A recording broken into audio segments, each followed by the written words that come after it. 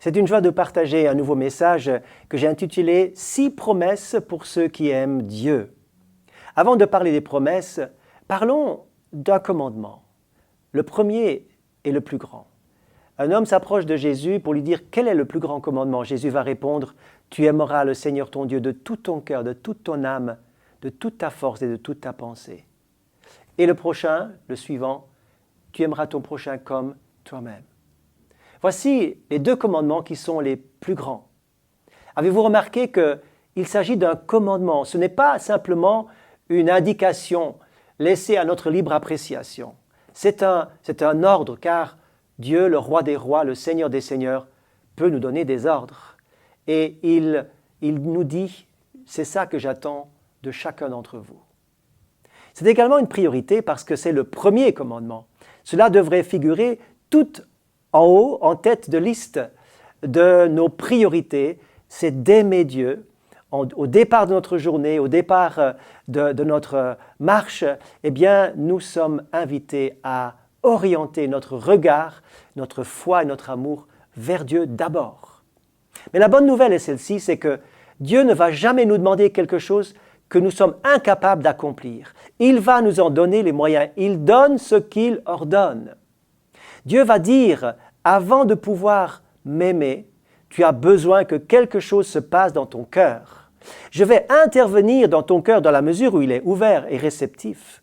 Je vais moi-même verser dans ton cœur mon amour, ma puissance et ma capacité d'un cœur transformé. Je vais transformer le cœur de pierre en cœur de chair, capable d'aimer. Reçois mon amour pour que tu puisses le donner. L'apôtre Jean va dire, nous l'aimons parce qu'il nous a aimés le premier. L'apôtre Paul va dire, l'amour de Dieu a été versé dans notre cœur par le Saint-Esprit. J'entends encore cette personne qui s'approche de la prière et qui dit, j'ai l'impression que les bénédictions, que les bienfaits de Dieu, que les belles expériences sont toujours pour les autres. Ça tombe toujours à côté. Et moi, je reste vide, je reste sec, je reste toujours privé de ce que je voudrais tellement vivre. Et j'ai tellement besoin, je ne ressens jamais l'amour de Dieu et la présence de Dieu. Et j'ai senti que je devais prendre un peu de temps pour cette personne. Et nous avons pris le temps pour la prière et vraiment dans la foi, nous nous sommes approchés simplement, mais avec foi, dans l'attente certaine que Dieu voulait réaliser cette promesse dont je viens de parler. Au bout d'un certain temps, eh bien cette personne le ciel s'est ouvert et son cœur s'est ouvert et elle a reçu la puissance de l'amour de Dieu. Elle a vécu une expérience comme jamais elle n'avait vécu. Parce que son cœur était réceptif. Malgré ses déceptions, son cœur était ouvert. Elle voulait encore une ultime fois saisir la grâce de Dieu. Eh bien, pour vous aussi qui m'écoutez, la grâce de Dieu, la possibilité est là pour vous aussi de saisir l'amour de Dieu. Ouvrez-vous à lui. Recevez aujourd'hui. Recevez comme un flot d'amour qui descend jusqu'au tréfonds de votre cœur pour vous aider, pour vous libérer, pour vous guérir et surtout vous remplir, afin que vous puissiez en retour aimer Dieu. Aimer Dieu, voyez-vous, ce ne sont pas juste des expressions émotionnelles, mais aimer Dieu, c'est du concret. Aimer Dieu, ce sont apporter des preuves. Par exemple, il nous est dit que celui qui aime Dieu va le louer, va l'adorer, va lui apporter audiblement ou dans son cœur vraiment cette reconnaissance, cette gratitude, cette louange non-stop, parce que Dieu le mérite, quelles que soient nos circonstances. Également, il est dit que si on aime Dieu, alors on doit prendre position contre le mal. On ne peut pas aimer Dieu et aimer le mal en même temps. Soit c'est l'un, soit c'est l'autre. Si tu aimes le Dieu, tu dois te séparer de ce qui ne plaît pas à Dieu, de ce qui est faux, de ce qui n'est pas juste, de ce qui est contre sa volonté. Aimer Dieu, c'est aussi aimer ses frères, c'est aimer son prochain, bien sûr. Et puis, aimer Dieu, c'est bien sûr, avant tout, garder ses commandements. Jésus va dire, si tu gardes mes commandements, c'est que tu m'aimes. Si tu m'aimes, alors garde mes commandements. Plusieurs textes bibliques nous le disent très clairement. À présent, regardez avec moi ces 6 fameuses promesses. Ces promesses qui sont données pour ceux qui aiment Dieu.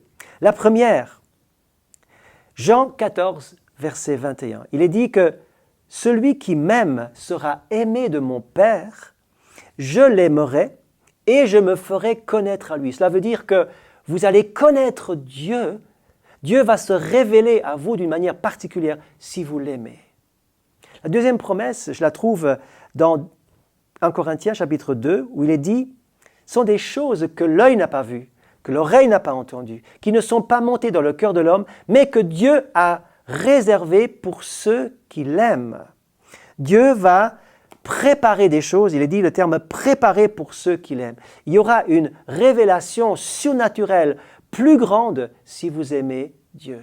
Vous avez accès à des richesses, à des mystères supplémentaires si vous aimez Dieu. Vous allez grandir dans votre expérience spirituelle d'une manière évidente. Troisième promesse, tu seras au bénéfice de sa protection. Il est dit dans le psaume 145 que l'Éternel garde ceux qui l'aiment.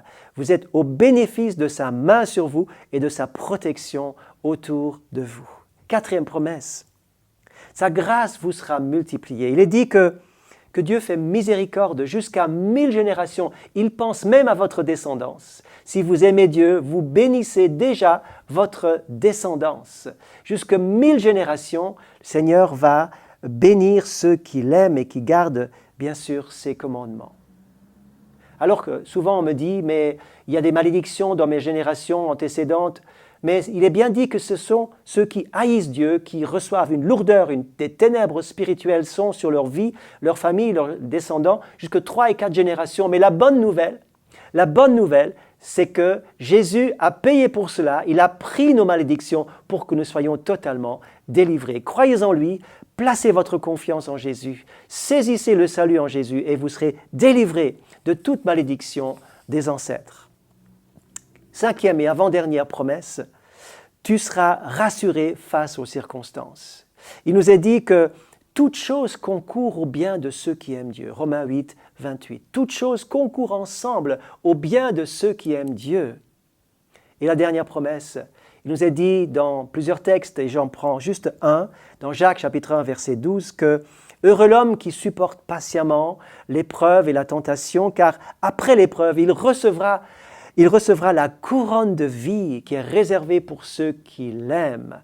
Un héritage extraordinaire, exceptionnel et personnel vous est gardé là-haut dans les cieux, dans la mesure où vous aimez le Seigneur. » Je rappelle brièvement ces 6 promesses. Tu grandiras dans sa présence, tu grandiras dans sa révélation, tu seras au bénéfice de sa protection, sa grâce sera multipliée dans ta vie, tu seras rassuré face aux circonstances et ton héritage sera assuré. Que Dieu vous bénisse alors que vous allez certainement réfléchir et revoir ces textes bibliques à votre rythme. Que Dieu vous bénisse et à bientôt.